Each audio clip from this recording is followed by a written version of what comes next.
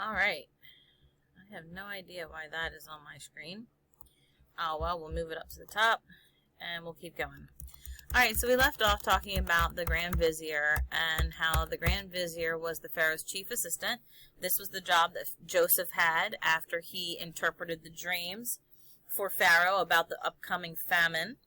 And it was in the Pharaoh's name that Joseph was able to build all of the silos that they housed the grain in to prepare for that. So under the job description of a vizier, he would have supervised the tax collection.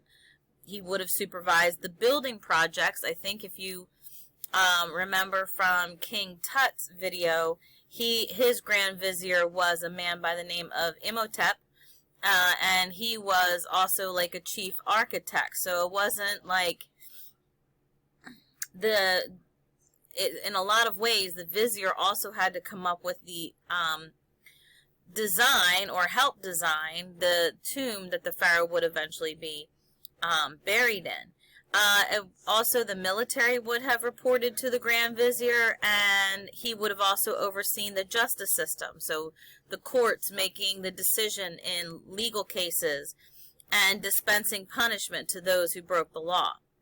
Okay, also in the ruling class, you had governors and other officials. Under this class, you have priests, and they would have controlled the wealth of the gods, because obviously people would have been bringing gold and other treasures to the gods as part of their worship. And then you would have had the nobility would have been given certain governing roles, especially as the Egyptian empire grew. They would have been assigned over cities and groups of people at the far reaches of the empire. Now the middle class was comprised of three groups of people.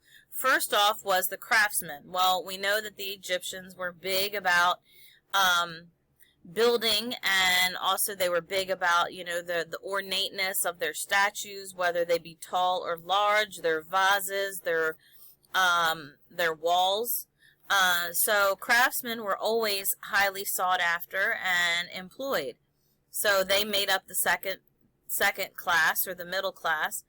Then you have scribes. Scribes were the ones who kept the written record of what the government did. We kind of talked about this in Babylon.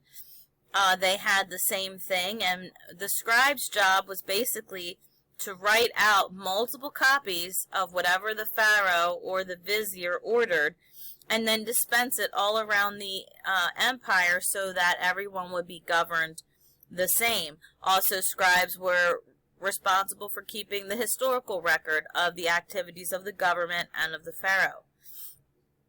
And then, of course, the last group in the middle class were the soldiers. And it was a prestigious job to be in the Egyptian military, considering the fact that they were unparalleled in their fighting style at that time.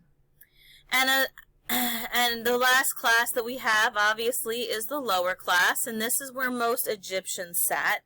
So when we say that these, when we talk about classes, and, think about it this way: there's the chosen rich, there's, a little more in the middle class, but most everybody was at the poverty level. Most Egyptians were what we call tenant farmers, which means that they would grow their crops. 90% of the crops would go directly to the pharaoh, and to the pharaoh's use, and to what the pharaoh wanted it for. And they were allowed to keep just enough for themselves to help them and their families survive. So I'm going to move up. And the other group that would made up this lower class were the slaves. And the slaves were forced to work in the mines, which they could have been mining for precious jewels, or they could have been in the rock quarries cutting out the rock that would eventually be carved into the bricks that they needed for the building projects. And also the slaves, like we know from anything, they were the ones that had to do the really dirty jobs. They were the ones who had to clean up after animals, and they had to, clean up, clean the bathrooms basically, and they were treated no better than oxen or donkeys, and they were expendable, so their lives were not valued by anybody in the Egyptian Empire. So we've kind of interwoven the Bible through our talking of Egypt. Israel comes to Egypt because of the famine, and is saved because Joseph is in a place of rulership and can provide for them. And while they're there, they grow and they grow and they grow. And then we come to the end of 400 years, and we now find them to be slaves. And because the Pharaoh feared their growing numbers and was afraid that they would overthrow him, so he enslaved them all. Didn't really have any provocation to do that. Israel did not ever prove itself to be a poor citizen of Egypt, but fear and racism and discrimination and all the nasty words come into play as to why Israel is put into enslavement. And finally, the cries of Israel come out to God, and God says, I hear the cries of my people, and he has already begun to prepare. Now, I want to stop right here because God is never surprised by the turns of events in our lives. He always prepares a way. And so long before Israel began to see its need for a redeemer, in this case, Moses was going to be that archetype of Christ as a redeemer. God brought Moses, and Moses was one of the Hebrew babies that should have been killed. His mother, Jochebed, puts him into the Nile River, and he flows up to the temple or the palace where the Pharaoh is residing, and his daughter is bathing in the river, and Moses floats right up to her. And instead of being immediately killed, because the Nile River brought him to her, and because the Egyptians worshipped the Nile River as a deity itself, she foresaw the giving of Moses as being a gift from the Nile. And so even though he was a Hebrew child, she adopted him as her full-blooded son, and he became the grandson of the Pharaoh, and he grew up with all of the fine things and the comforts of being part of the royal family. And he was part of the royal family for about 40 years. But he always knew something was different, because as God would have it, his sister Miriam sees the Pharaoh's daughter take him out of the Nile River, and she runs over and says, "Oh, Your Highness, I know of a Hebrew woman who would be perfect to take care of your baby." And so mother and son, Jochebed and Moses, are reunited. Now Jochebed is looked at as being his nanny, but she's able to raise him and to educate him as to who he is and where he actually did come from. And he grows up with that knowledge, and he has a heart for what he sees the Israelites going through. And one day he witnesses a Egyptian beating a Jewish slave to death, and he intervenes and he kills the Egyptian soldier. And fearing that this would be what would put him in jail, would make him maybe even be put to death, he runs away from Egypt. So he's about 40 years old when he does this. He flees. He goes out into the wilderness. He does find another family to be a part of, and he lives in the desert for another 40 years. So picture this: if any of you have grandparents who are of like 80 years old, It's at 80 years old, when he's out there tending his father-in-law's sheep, that he sees the burning bush, and God calls him and basically says, you've forgotten who you are, and I need you to go back, and I need you to lead my people out of Egypt. And Moses gives him all kinds of reasons why he can't do it. He says he's slow to speech, and he really is not a good leader. And God says, you know what? Don't worry about that. I'll take care of you. I'll give you your brother Aaron.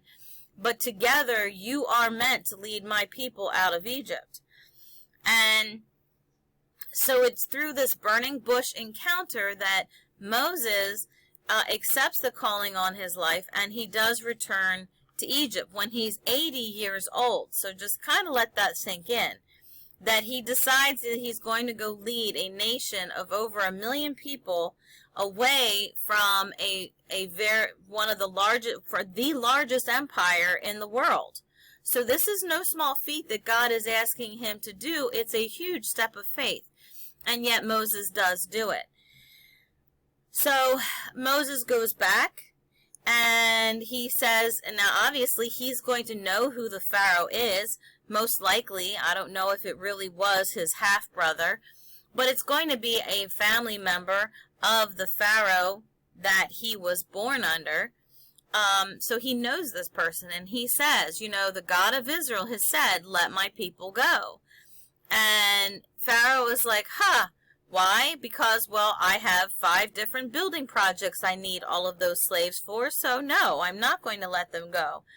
And so you have the 10, first off, Moses steps down to the Nile, that very river that carried him straight up to the Pharaoh's daughter, and he puts his staff in it, and the river turns to blood.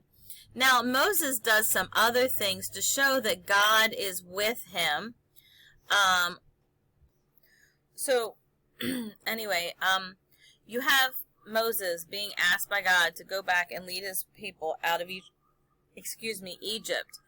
And he's not only asking Moses to go up against the largest empire in the world, but he's also going to a people that have not worshipped God completely over the 400 years that they've been there. They've kind of straddled the fence. You have those families who were faithful to the teachings, and you have those families who had adopted the Egyptian way. And so Moses had said, well, what if they don't believe me? What if Pharaoh doesn't believe me? Exactly how do I tell them that I'm somebody who should be listened to? And God says, tell them that I sent you. And he gave him the ability to do signs and wonders. First off, he told him to throw his rod to the ground, and when he did, it became a snake. And then he told him to pick up the rod or the snake by its tail, and it became a rod again. Then he told him, go ahead and put your hand inside of your vest, and when he took his hand out again, it was filled with leprosy, which is a skin-eating disease. And then when he put his hand back into his vest, then the leprosy cleared up. So when he goes to Pharaoh for the first time, he does this. Why does he do these signs and wonders? Well, because Pharaoh had his own magicians. He had his own practitioners of dark arts, and you have to know that in order to perpetuate a religion the way that the Egyptian religion was perpetuated, Satan had a very strong hold in this country. And so by doing these signs and wonders, Moses is saying, see, I'm someone to be listened to. I can do the same things as what your own priests and magicians can do. And when he asks for the people to be let go, and Pharaoh says no, and so then Moses takes his rod, he puts the rod into the Nile River, and it turns into blood. And by turning it into blood, it killed a large percentage of the sea life or the river life that was in that at that time that Egypt would have needed for its food. Then, following that, you have him sending flies, frogs, locusts, grasshoppers, I think is one of them. But then you have him sending hail, all of the livestock get boils. And like I said to you, we